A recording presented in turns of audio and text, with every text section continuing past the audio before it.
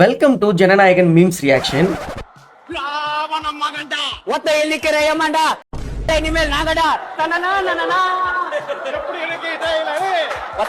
இனிமேல் கலெக்ஷன் எங்கள்தா எலெக்ஷன் எங்கள்தா ஜிலோ. ஜனநாயகன் படத்திற்கு நாளை Sri corner repeat new era கானா பிகின். நான் இப்பதாமா ரொம்ப சந்தோஷமா இருக்கியா? 1973ல எம்ஜிஆருக்கு இதே மாதிரி ஒரு படத்தை வெளியிடாம பண்ணாங்களே, அது என்ன படம்? உலகம் சுற்றும் வாலிபன். அப்ப எம்ஜிஆர் ஃபர்ஸ்ட் ஆட்சிக்கு வந்தது எப்ப? 1977. இப்ப 2026.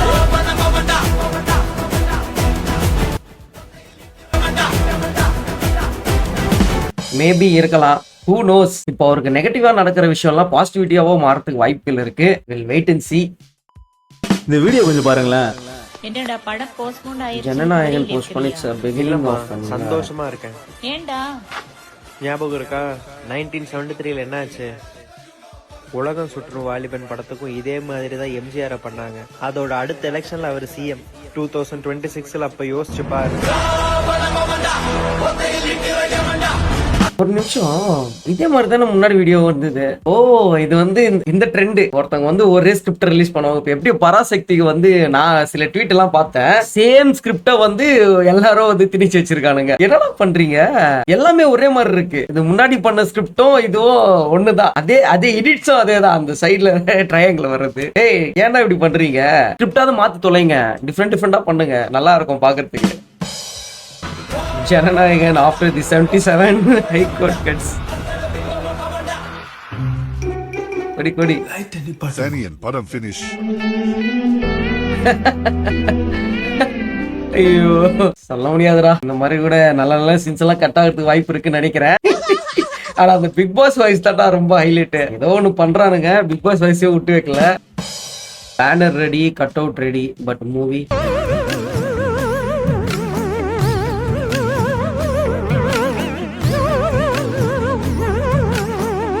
ஆமாடா. நானே சொல்ல நினைச்சிட்டு இருந்தேன். நான் வந்து ஃப்ரைடே அன்னைக்கு வந்து நான் போயிட்டு இருந்தேன் ஆபீஸ்க்கு. எல்லா தியேட்டர்லயும் வந்து ஃபுல்லா அங்கங்க வந்து ஃபுல்லா பேனர்ஸ் எல்லாம் அடிச்சு கோலாகலமா வச்சிருந்தாங்க ரசிகர்கள். படம் ரிலீஸ் ஆகல, கடைசி படம் ரிலீஸ் ஆகல. கொஞ்சம் கஷ்டமா தான் இருந்தது அந்த பேனர்ஸ் எல்லாம் பார்க்கும்போது. செலவு பண்ணி வச்சிருப்பாங்க, அவங்க டைம் எல்லாம் ஸ்பெண்ட் பண்ணி. Okay, will wait and see.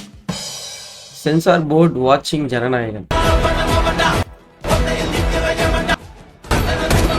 அரசியலுக்கு வாங்கடா.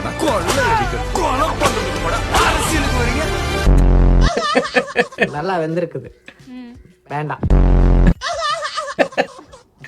சேம் சினாரியோ நடந்திருக்கும்னு நினைக்கிறேன். அதுதான் வந்து சில பேர் ட்ரிகர் பண்ணிருக்கோம் அப்படின்னு எனக்கும் தோணுச்சு. உங்களுக்கு என்ன தோணுச்சு அப்படின்றத வந்து நீங்க கமெண்ட்ஸ்ல சொல்லுங்க. அது வந்து ஒரு மூவியா பார்த்தா பிரச்சனை இல்ல, பட் மூவியா பாப்பாங்களா அப்படின்றதுதான் எங்க பிரச்சனை. அதனால கூட இருக்கலாம் guys. I came to here from Japan to only watch Jananayagan because ஜப்பான்ல இருந்து he's Nala Manisha. என்ன ஜப்பான்ல இருந்து வந்திருக்காங்க, இதுக்காக நம்ம ரிலீஸ் பண்ணிருக்கணுமே. பட் இருந்தாலும் வந்து தளபதி வந்து இன்டர்நேஷனல் அப்படின்றத வந்து இது பார்த்து தெரிஞ்சுக்கலாம். பட் இதுவும் பிஆரா இருந்துட போதுராடி. எனக்கு அதுதான் எல்லாமே டவுட்டா இருக்கு. இவங்க பண்றது எல்லாமே சேம் ஸ்கிரிப்டா வந்து எல்லாரும் வீடியோ பண்றது. இந்த மாதிரி பண்ணும்போது எனக்கு டவுட் அடிக்குது. எங்கேயோ இந்த தமிழ் பேசுற ஜாப்பனீஸ் மாதிரி இருக்கவங்க, சைனீஸ் பேசுறவங்கள வந்து தமிழ் பேசுவாங்களே, அவங்கள கூட்டு வந்து இந்த மாதிரி பண்றாங்களோ அப்படின்னு கூட எனக்கு தோணுது. அப்படி இருக்கக்கூடாதுன்னு நான் நினைக்கிறேன்டா.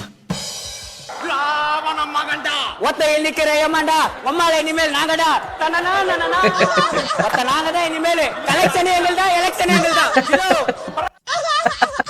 ஏய் சீரியஸாவேடா, என்னன்னு தெரியல, மண்டையில ஓடிட்டே இருக்கு. இது ஏதாச்சும் ஒரு படம் ரிலீஸ் ஆகும்போது யாராவது ஒருத்தர் இந்த மாதிரி பேசிட்டு மைண்ட்ல நல்லா ரிஜிஸ்டர் பண்ண வச்சிடறான்டா. ராவணமாண்டா. சத்தியமா அந்த லிரிக்ஸ், உண்மையான லிரிக்ஸை நான் மறந்துட்டேன். இதுதான் எனக்கு மைண்ட்ல இருக்கு. when Jananayagan and Bigg Boss takes over your mind. என்ன இருந்தாலும் எச் வினோத் வந்து அந்த பொட்டி எடுத்துட்டு போயிருக்க கூடாது. ஆக்சுவலா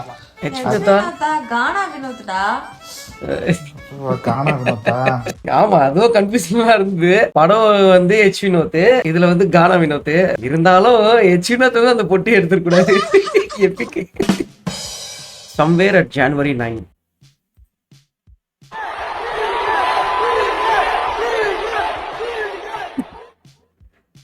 பட் நல்லா இருக்குடா அந்த எடிட். ஆனா இந்த டெம்ப்ளேட் வந்து எல்லாத்துக்கும் யூஸ் பண்ணுவான்னு நினைக்கிறேன் இனிமே. ஆனா நடக்கலையாடா. அது கொஞ்சம் கஷ்டமா தான் இருக்கு. பட் இருந்தாலும் வந்து செலிப்ரேஷன் நடந்தது நிறைய இடத்துல. அதை பத்தி இன்னும் நிறைய வீடியோஸ் எல்லாம் நான் பார்த்தேன். வீடியோ ரொம்ப லென்த்தா போகும்ன்றதால எல்லாமே நல்லா போட்டு காட்ட முடியாது. ப்ரோ தலையும் பாலிடிக்ஸ்ல வராது சொல்லி அனௌன்ஸ் பண்ணிட்டாங்க நீதான் பாக்குறீங்க. அப்படி இல்ல என்னடா சொல்றீங்க?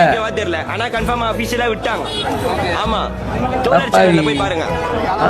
ஆமா ரியலா ப்ரோ அவர் வரது வாய்ப்பு இல்ல ப்ரோ. அவரே வந்து கன்ஃபியூஸ் ஆயிட்டாரு பக்கத்துல இருக்காரு. ஏடா குடிச்சிட்டா என்ன வேணா பேசுவீங்களா நீங்க? அஜித் அரசியல் வந்துட்டாராம். ஒரு கான்பிடன்ஸ் லெவல் நீங்க போய் நியூஸ்ல பாருங்க போட்டிருக்காங்க போய் பாருங்க அப்படின்னு. இல்ல எங்கெல்லாம் பார்த்தா எப்படி தெரியுது உனக்கு? குடிச்சிட்டியா ஓரமா வந்து போய் வளர்ந்து இருக்கணும். வந்து இஷ்டத்துக்கு வந்து அஜித் அரசியல் வந்துட்டாரு. ஏடா அவர் கொடுக்கலன்னு இவங்களே சைன் போட்டு அஜித் தானா வந்து அஜித் தானா அனுப்புனாரு அப்படின்னு சொல்லுவாரு போல. அவர் பாட்டு ரேசிங்ல அவர் பாட்டு இருக்காரு. அவரு கூட்டு வந்து கோத்து விடுறது. போகலாடி.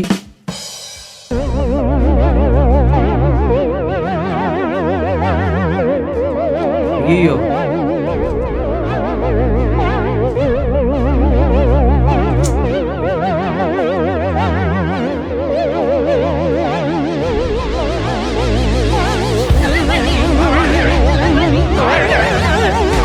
ரொம்ப கஷ்டமா இருக்கு இதெல்லாம் பார்க்கும்போது. அவங்களோட அழகே வந்து அந்த முடியில தான் இருக்கும் பெண்களுக்கு. அந்த முடியை வந்து தளபதிக்காக கொடுக்குறாங்க அப்படின்னும் போது கொஞ்சம் பெரிய விஷயமா தான் பாக்குறேன். பட் இப்போ சோகமான விஷயம்னா அவ்வளவு முடி கொடுத்து கூட வந்து படம் ரிலீஸ் ஆகாம போயிடுச்சு. கொஞ்சம் கஷ்டமா தான் இருக்கு. எதுக்கு இந்த மாதிரிலாம் பண்றது? இளைய தளபதி எப்பயாவது கேட்டாரா இந்த மாதிரி எனக்காக மொட்டை அடிச்சுக்கோங்க, எனக்காக வந்து முடி வெட்டுக்கோங்க, கைகளை வெட்டிக்கோங்க சொன்னாங்களா? எதுக்கு இந்த மாதிரிலாம் பண்ணிட்டு? இது வந்து இது கரெக்ட் இல்ல. இந்த மாதிரி பண்ணக்கூடாது. we have many things to do. அதான் சொல்றேன்ல, இந்த மாதிரி விஷயம் எல்லாம் பண்ணும்போது தான் வந்து சில பேருக்கு வந்து நீங்க வந்து வேற மாதிரி எக்ஸ்போஸ் ஆகுறீங்க. தளபதி ஃபேன்ஸ்னாலே இப்படிதான் ஏதாச்சும் ஒண்ணு கொலரா பண்ணிட்டு இருப்பாங்க அப்படின்ற மாதிரி. இது ரொம்ப பெரிய விஷயம் ஆக்சுவலி. இது வந்து சில பேர் எல்லாம் பேசிட்டு இருக்காங்க தளபதிக்காக நான் உயிரை கொடுப்பேன் அப்படின்ட்டு. சொல்றேன் நானு இதெல்லாம் இந்த மாதிரிலாம் பேசக்கூடாது. பராசக்தி பேனரை கிழித்து வீசிய விஜய் ரசிகர்கள்.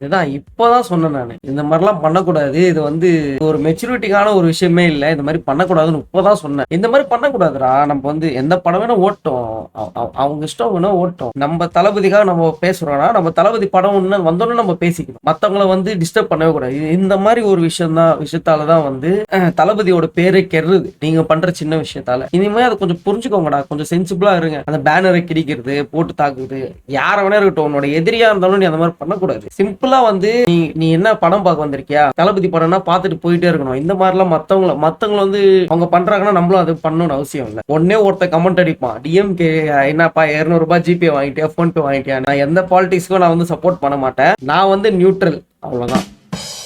சரி தரேன் நான் அவருக்கு டிஎம்கேக்கு. அடுத்த வருஷம்லாம் வரவே மாட்டேன் அந்த பொட்ட பையன். ரொம்ப பண்ணா படத்தை மட்டும் இல்லைண்ணா, படம் போஸ்ட்மேன் பண்ணா விட போறாளே. ஆனா அந்த பராசக்தி மட்டும் 10ஆம் தேதி விட்டானா நான் நடக்கனே தெரியாது. சத்தியமா நான் சொல்றேன் ப்ரோ. இப்ப நீங்க ஜனநாயகம் இப்படி பண்றீங்க, நீங்க சத்தியமா நல்லாவே இருக்க மாட்டீங்க ப்ரோ. நான் சத்தியமா சொல்றேன், மண்ணை கூட வாரி போடுறேன், நீங்க நல்லாவே இருக்க மாட்டீங்க ப்ரோ. நீங்க நான் சொல்றேன்னு நல்லாவே இருக்க மாட்டாங்க ப்ரோ. பின்னா ப்ரோ 9ஆம் தேதி படம் ரிலீஸ் எல்லாமே பண்ணிட்டாங்க, பேனர் கட்டாங்க எல்லாமே. என்னடா சீமா திட்டுறான் ஒருத்தர், என்னடா மன்னவாரி சாபம் விடுறான். என்னடா உங்களுக்கு பிரச்சனை? ஏன்டா சாபம் விடுறீங்க? அது என்ன பிரச்சனை அப்படின்னு லீகலா வந்து பார்த்து வாட் எவர் இட் இஸ், பாலிடிக்ஸாவே இருக்கட்டும். என்ன இவங்க பண்றது? ஒருத்த சாபம் விடுறான், ஒருத்த கேவலமா திட்டுறான். என்ன சொல்றது தெரியல மக்களே. Be sensible guys. நீங்க வந்து மீடியால நீங்க பேசும்போது நீங்க பேசிட்டு நீங்க போயிடுவீங்க. அதுக்கு அடுத்து என்ன நடக்கும் அப்படின்றது கொஞ்சம் பாத்துக்கோங்க. அவ்வளவுதான் சொல்லுவேன்.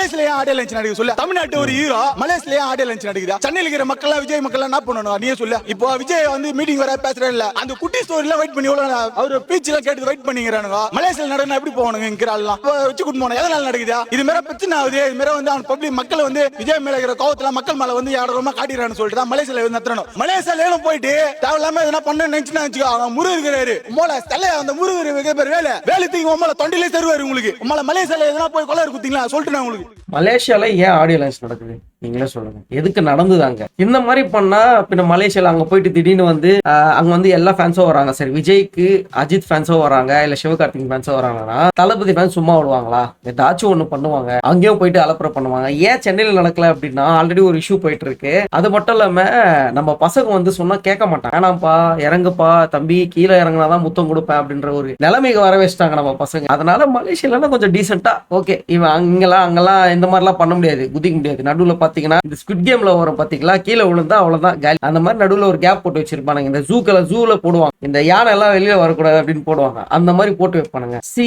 நிறைய மாநாட்டுல நடந்த பிரச்சனையே அதுதான். ஒரு ஆர்கனைசேஷன், ஒரு எப்படி சொல்ற, ஒரு ஆர்கனைஸ்டா இல்ல அப்படின்னா, ஒரு ஃபேன்ஸ் ஆகிய நம்ம தான் வந்து ஒரு கம்யூனிட்டியில நம்ம இருக்கோம் அப்படின்னா, நம்ம தான் வந்து அதை வந்து நம்ம லீடருக்கு வந்து ஒரு எப்படி சொல்றது, ஒரு தப்பான பேர் வராம இருக்கிறதுக்கு நம்ம தான் அதை கைட் பண்ணணும். அதை தான் நம்ம வந்து காட் பண்ணணும், அவங்களுக்கு வந்து எந்த பிரச்சனையும் வராம இருக்கிறது. ஆனா நம்ம என்ன பண்றோம், அந்த பிரச்சனையை உருவாக்குறதே நம்ம தான். அதனால வந்து சென்னையில் ஏன் நடக்கல அப்படின்னா நான் இதுதான் ரீசனா சொல்லுவேன். ஏன்னா வந்து ஒரு மாநாடு நடக்குதுன்னா கண்டிப்பா அவ்வளவு கூட்டம் இருக்கும், யாரும் அடங்க மாட்டாங்க, யங்ஸ்டர்ஸ் எல்லாம் அவ்வளவு ஈஸியா அடங்க மாட்டாங்க, புரியுது. பட் அதுக்குன்னு ஒரு லீடர்ஷிப் எடுத்துக்கணும் இல்லையா? ஒரு லீடர்ஷிப் எடுத்துட்டு இது மாதிரி வந்து அந்த ஒரு கூட்டத்தை வந்து ஒரு 50 பேர் ஒரு ஆள் இந்த மாதிரி மேனேஜ்மெண்ட் பண்ணிக்கிட்டாலே அந்த கூட்டம் ரொம்ப சாஃப்டா போகுது. இங்க நடக்கவும் மலேசியா நடக்குதுன்னா அதுதான் நான் ரீசனா நான் நினைக்கிறேன். என்னோட ஒப்பீனியன் அதுதான்.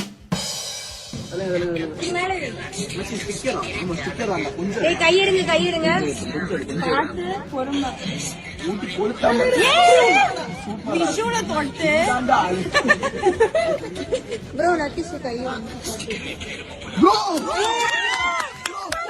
என்ன பண்றீங்க பாவி?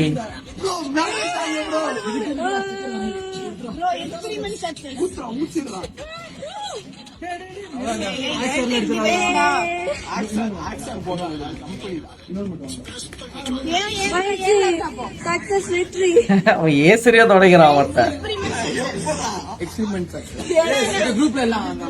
எப்படிடா? ஆனா கவர்மெண்ட் என்ன பண்ணாலும் டிவிக்கே சாதகமா போகுது அப்படின்னா சொல்லணும். 3000 ரூபாய் வாங்கிட்டு ஜனநாயகம் படத்துக்கு போவேன் அப்படின்னு சொல்றதா இருக்கட்டும். இந்த கவர்மெண்ட் வந்து லேப்டாப் கொடுத்துச்சு ரீசெண்டா, அதுல வந்து தளபதி சாங்க கேட்கறது, தளபதி வால்பேப்பர் வைக்கிறது.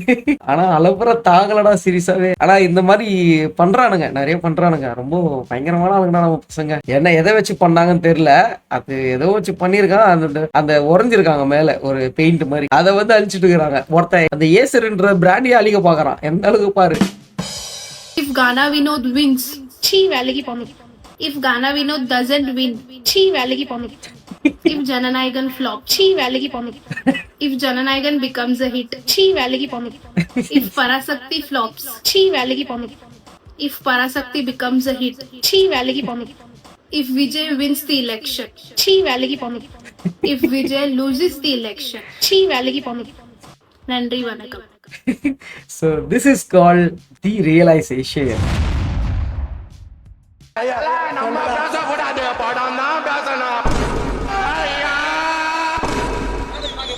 தளபதி பார்க்கலாம், தளபதியாக 100 வாட்டி பார்க்கலாம் ப்ரோ. பட் பிஜிஎம் என்ன ப்ரோ? பிஜிஎம் அது